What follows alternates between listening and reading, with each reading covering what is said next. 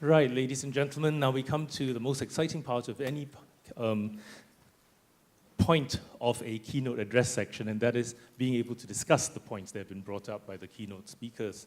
If I am to believe our schedule, this discussion session is left with only 2.5 minutes. So I'm going to ask the organizers' permission to eat into your tea break so that we can have at least some substantial discussion.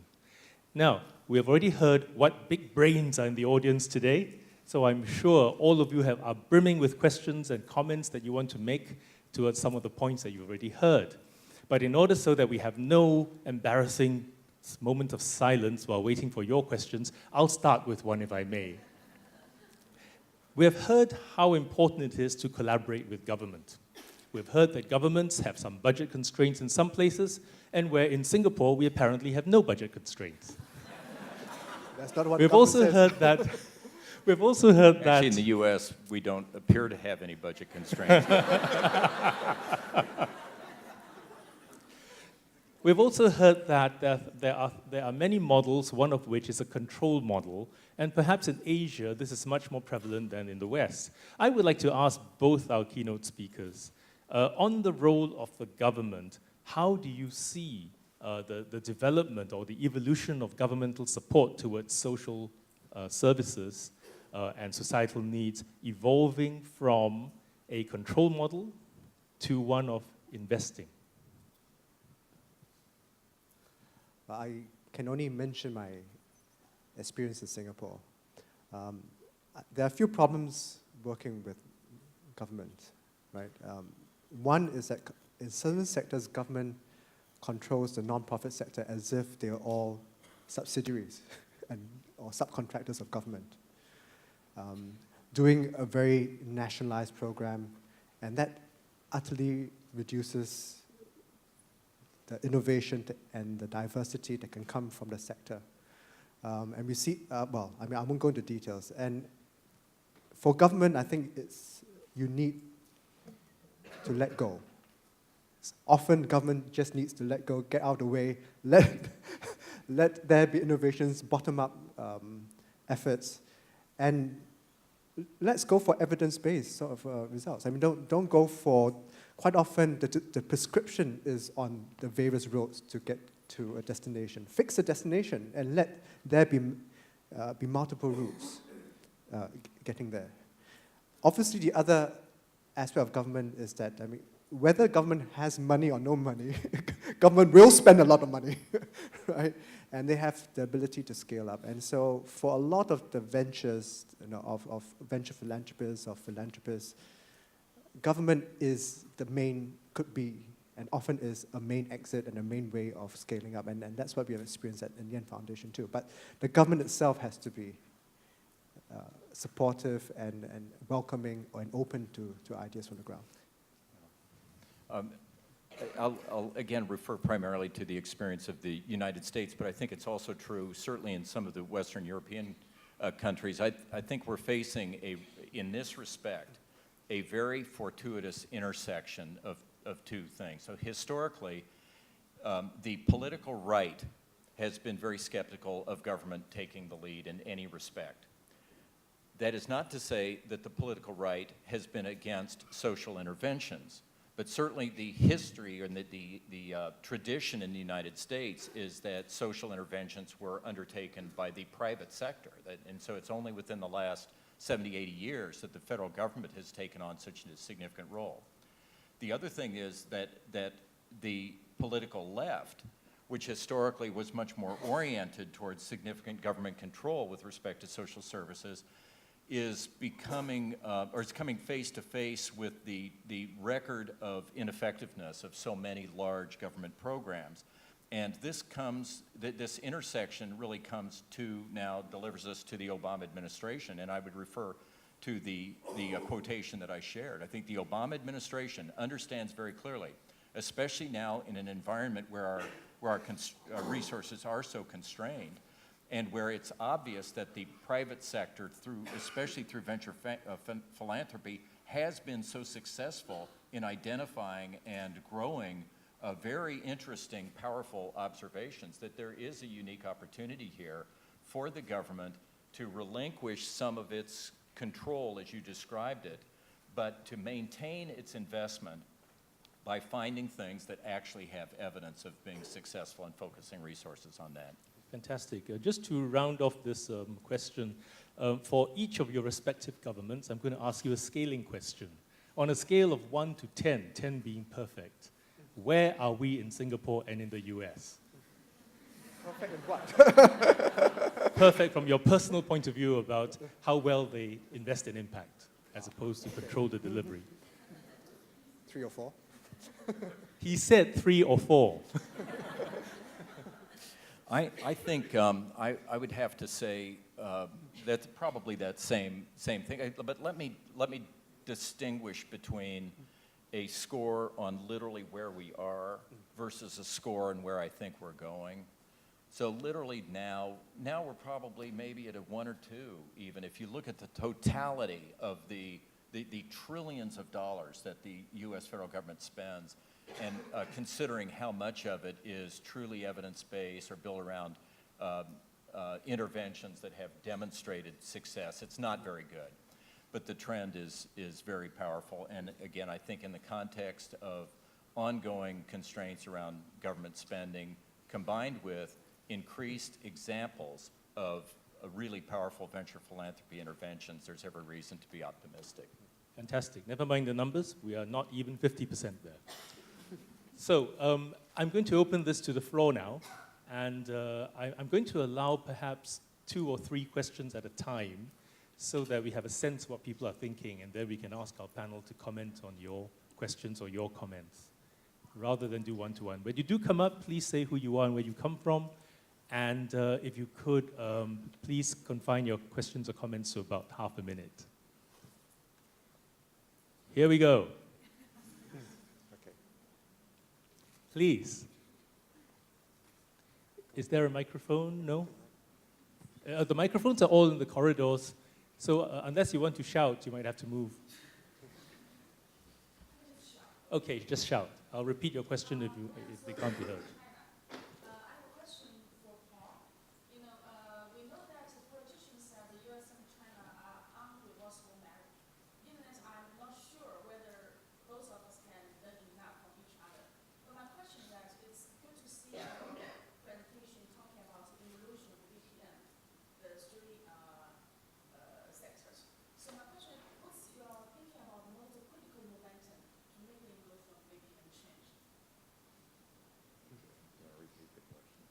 What I understood the question to mean was that, firstly, you referred to the relationship between US and China. Oh, that was just a off-the-cuff comment. So your question was really, what is the impetus, or what drives the evolution from one stage to another that you described? To make the evolution of the VPN. That's right. Yeah. Yes. The development in the venture philanthropy. Especially, now, in China, I think it's very still at our infancy stage, the very beginning. So people have not that chance talking about venture philanthropy. Okay. Also, people about the Right. venture capital. Right. Not that chance talking about venture. So you want some ideas as to what you might be able to bring home? So I'd like to know how think about what's the critical momentum to make the change Okay. happen in the U.S. I think so. Let me take, so what is it, the essence of the question, I think, is what is it that propels you through these different stages of evolution, and perhaps what role government can play there too. I would say that the main, I think the main force propelling people through is a sense of urgency about actually generating impact. And then combined with simply the rate at which organizations and individuals who actually do have high aspirations for impact can actually execute things like selection processes, validation of models. And all of this is hard. It's really hard to pick good organizations, and then once you've picked them, to develop them, to undertake systematic evaluation to actually see whether all of the promise that you initially anticipated in that model is verified through performance. And that I want to emphasize, that is a really, really crucial step. I mentioned in terms of tips, trust your judgment. Yes, trust your judgment about what constitutes a good intervention, a really compelling new way to approach a problem. But you can't only rely on your judgment. You need evidence. That takes time to do. It takes time then to assemble syndicates of funders.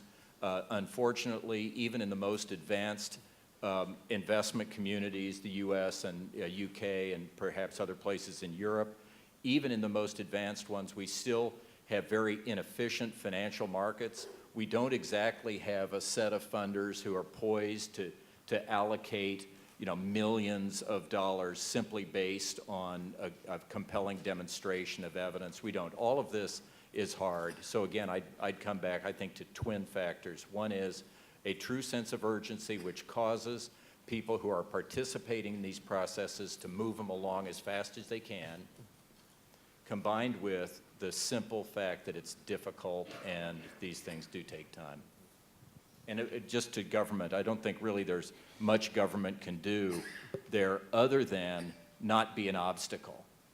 Is actually to help the individuals who are really driving these processes do so efficiently. Okay, there are two hands, one in the front, one gentleman, and a lady behind. Would you both please make your way to the mics or shout from where you are then, one at a time. Ladies first then, and then the gentleman, yeah? And we'll take both questions before we go into discussion.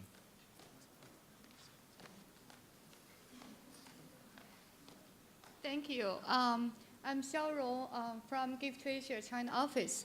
Actually, my question is quite a basic question because, as Zoe has mentioned, the venture finance is quite a new concept in China. So when people talk about there's one key factor or quite get people argue for that. That is whether for the venture finance investment should be allowed the investor get the financial return, even though the financial return is much lower than the normal market price.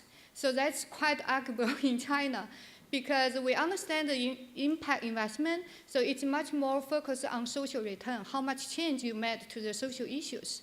But when it comes to the concept of venture philanthropy, and people were talking about, so how about the investor? Will the investment should be get the financial return, which means a little bit profits from the projects on the venture financial projects. Thank you. Okay, thank you. I understand your question to be whether or not investors ought to have a financial return as opposed to looking more at the social return. Yeah. Okay. Thank you. Another question that arises here. Yes. Good morning, everybody. I'm Simo from Engage, New Venture in Nepal. I would like to ask you, how can venture philanthropy link up more and better with traditional aid? I mean, traditional aid is ineffective. We know there is a lot of space for improving the way official development assistance being delivered, but still there is a gap. It's true that big agencies like DFID or USAID are more on wealth creation, but still there is a big gap from traditional grant making or aid and venture philanthropy. So what's your take to bring venture philanthropy more in the way aid is delivered?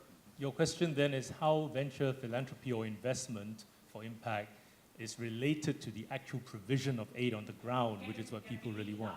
How do you link it up? Okay, one last question, the gentleman there. Sorry, there's a gentleman already standing. I'm Wee Ping from the National Council of Social Service, Singapore. My question is to Paul Carter. You mentioned the way forward for venture philanthropy is to partner with the government because the government is one of the biggest spender in social services. May I know if you have a model to do that? Is it through intermediaries, as we mentioned in the Social Innovation Fund? And my follow-up question is, will working through intermediaries increase the administration cost of social services, therefore diverting resources away from the actual cause itself? Okay, the question is about whether intermediaries are required to partner with the government and whether this increases the cost of doing the business. Okay, one last question, and then we'll turn back to the panel. Hi, my name is Peter. I'm from Singapore, running an intermediary helping social enterprise and NPOs. Not related to the question. I heard a lot from Doug and also Lawrence talk about leadership, the requirement of leadership in this sector, right? So I'm just wondering, what type of leadership do you think is required in the venture philanthropy sector, and how is it different from the leadership we talked in the business or government sector? Thank you. Okay, great. We have 4 good questions. Feel free to take it away. If I can remember them, I think very quickly, in the interest of time, ventures are on a continuum. You know, I mean, I don't think it's easy to categorize them. You know, so there's always going to be quite often a blended sort of social and financial returns, and I don't think we can be so purist about this. I know different investors will look for different things. Just be clear what they're going for. You know, but we need the entire continuum. I mean, we can't just have impact investing. We need traditional philanthropy because there are certain things that are just going to be public goods and only provide. You can only use traditional sort of philanthropy to provide them. Okay. There was a question about, sorry, the lady. There's a question on intermediaries between. The second question was about the first question was how we can justify a rate of return to investors as opposed to the social impact. Second question was how venture philanthropists link up with traditional aid models. Yeah, that's right. Well, I think it depends on the aid agency, and obviously collaboration and co-funding is one possibility. But often the experience is not a great one. I mean, Lian Foundation, we have an entity called Lian Aid. We received a US aid grant, and after that we swore we would never apply for another one. The bureaucracy really was mind-boggling, to say the least. But we felt that it was at least useful to tell others that we survived the process, and so we are rigorous. And I do feel that the aid agencies themselves have to change significantly in the way that they fund, in the way that they collaborate, and until they do, I don't think they're, in a lot of cases, they're worth working with.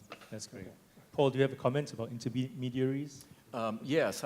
First of all, I don't think that in every situation collaborating with the government is critical. So I want to make a distinction between looking across venture philanthropy, where I think with confidence we can say, if you look at the totality of venture philanthropy type interventions, for them collectively to realize their full potential, engagement with government's just going to be inevitable. But I'm thinking about that from the standpoint of each of these interventions and growing them to their full potential to help people for the reasons that I mentioned. But there will still be in every society, there are places where the government system is not necessarily the dominant system, or where there are other kinds of social impact that these particular interventions are intended to create.